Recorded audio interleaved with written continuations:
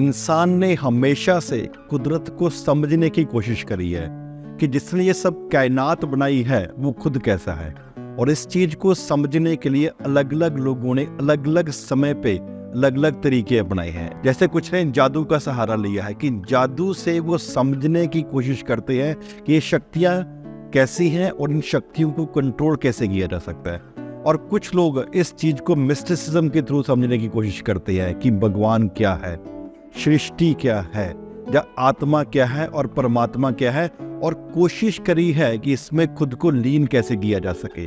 और इसको समझने के लिए जैसे आप रहस्यवाद की बात करते हैं, मिस्टिसिज्म की बात करते हैं, अब ये क्या है, कुछ बातें जैसे भगवान हो गया, सृष्टि होगी, आत्मा होगी, परमात्मा होगी, इसकी समझ हमारी इंद्रियों से बहुत परे की बात है। इसकी समझ के लिए अलग अलग लोगों ने अलग अलग तरह से समय से, जैसे हो सकता है कि किसी ने भक्ति करने की कोशिश करी है और उस भक्ति के थ्रू ही अपने आप को उस भगवान में, उस रब में लीन करने की कोशिश करी है और अल्टीमेट ट्रुथ जानने की कोशिश करी है कि रियलिटी क्या है। तो वो पूरे का पूरा अपने आप को डेडिकेट कर दिया है कि वो क्वेश्चन नहीं करते हैं कि भगवान है कि नहीं है, सृष्टि किसने बनाई है वो है कि नहीं है, आत्मा कहाँ जाती है वो है कि नहीं है।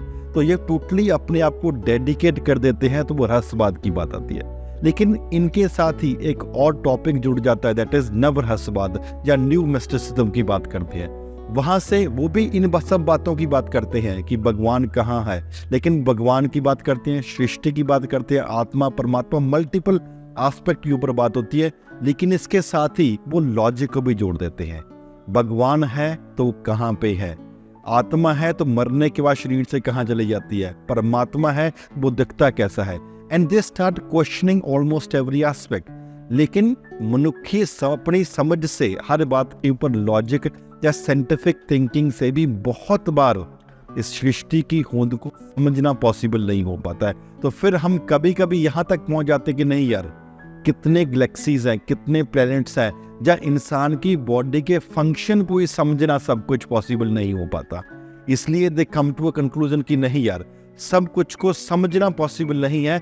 और देयरफॉर साइंटिफिक लॉजिक या साइंटिफिक थिंकिंग के बाद दोबारा से वही लोग चल के भगवान की भक्ति में, या फॉर एग्जाम्पल कि भगवान की पूजा के ऊपर ही बात आ जाती है, और फिर दोबारा से चल के आध्यात्मिकता की बात करते हैं कि नहीं, कुछ ऐसी चीज भी है जो हमारी इंद्रियों से परे की बात है। तो उनको क्या बोला जाता है, फॉर एग्जाम्पल न्यू मिस्टिसिज्म या नव रहस्यवाद की बात होती है। तो यहाँ पे हमेशा से, चाहे वर्ल्ड ओवर की बात करती है, दुनिया ने कोशिश करी है कुदरत को समझना। लेकिन कुदरत को समझना दोस्तों इतना आसान नहीं है, भगवान को समझना इतना आसान नहीं। अलग अलग तरीके हो सकते हैं, हम जादू से उसकी शक्तियों को कंट्रोल करने की कोशिश कर सकते हैं, लेकिन फिर भी कुछ न कहीं भी आपको मिस्टिसिज्म की जरूरत पड़ती है, या न्यू मिस्टिसिज्म के दोबारा से फिर से आध्यात्मिक की बात करते हैं तो वहां पे आपको जाना ही पड़ता है।